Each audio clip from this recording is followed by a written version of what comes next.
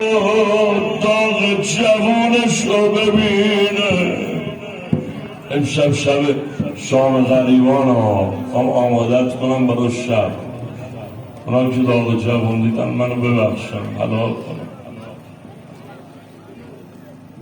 و سخت‌ترین لحظه برای پدر و مادر اون موقعیه که عزیز دل تو،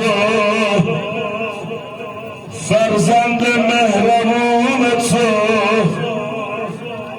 که با هزار مشقت بزرگ کردی از دست بدی. رو خدا یه نفرم دلش بسوزه برای علی اکبر امام حسین، همین بس. برای همه مریضا دعا کنیم و یا خدا داغ جوان